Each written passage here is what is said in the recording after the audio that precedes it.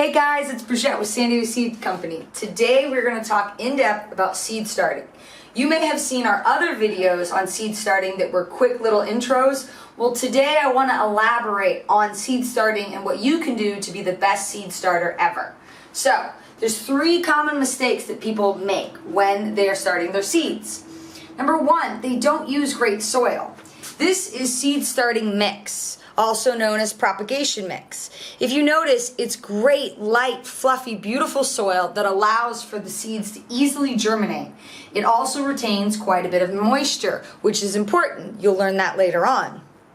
Look at the difference between this soil and common garden soil. If you try to plant your seeds in something like that, you won't have good luck. There's sticks, there's rocks, it's very sandy. It is just not a good mix to start your seeds in.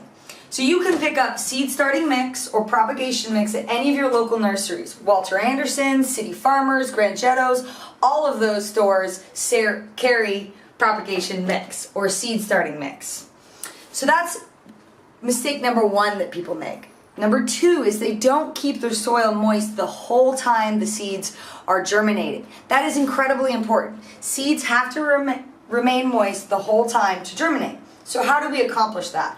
Well, on a large-scale commercial farm, they have a greenhouse. Most of us probably don't have room for a greenhouse, but we can make our own.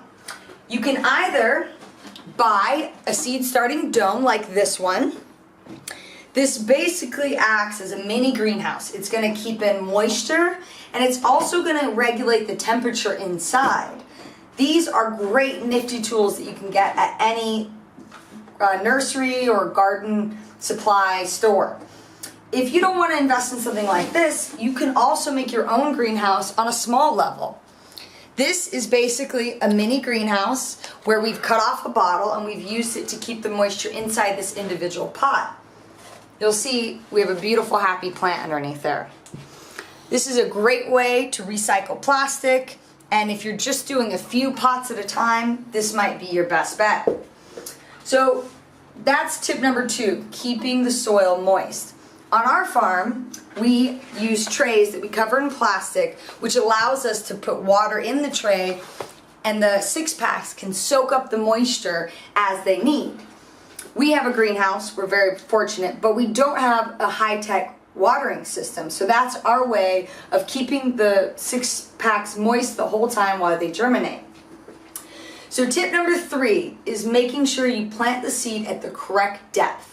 Every seed packet that you get will have a planting depth recommendation. Now, you don't have to go out and get a ruler, but you should more or less understand why they put that depth for the planting. If you look at our little chart here, beans are planted at 1, 1.5, or 2 inches deep, whereas something as small as cabbage seeds may only be 1/4 of an inch.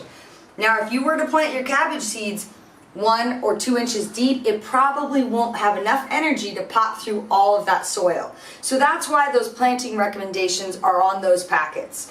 It's important that you read it and understand why. Lastly, I want to talk about microgreens. Microgreens are basically a specialized form of seed starting. They're beautiful, they're packed full of nutrition, and they're a great way for urban gardeners or people without outdoor space to grow delicious greens right in their house. These kale seeds were densely seeded in this tray. They were topped with a plastic topper and allowed to germinate. Once these germinate, we pull the topper off. They go outside to get a little bit of sunlight, or you could put them in your kitchen window, anywhere where they get sun. They'll grow a few more inches and then they're ready to eat. You simply cut them with a pair of scissors. You can throw them in salads, you can throw them in smoothies, you can throw them on top of dishes. They're beautiful, they're elegant, and they have so much more nutrition than a mature plant does. So I think that's it, guys. We've talked about microgreens, good soil, keeping the moisture in, and how to get your good starts going. We here at San Diego Seed Company want you to be successful, so we hope this video helped you. Thank you.